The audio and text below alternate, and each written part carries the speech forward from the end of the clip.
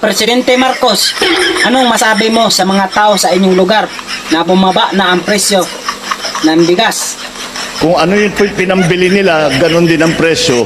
Kaya't na yung nakita ninyo yung bigas, 25 pesos. Palapit na tayo dun sa aking pangarap na mag 20 pesos.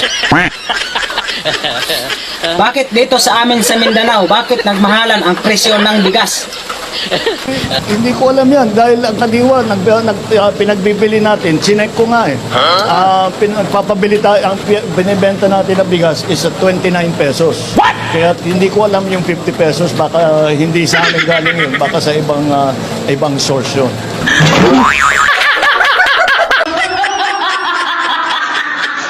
Thank you for watching.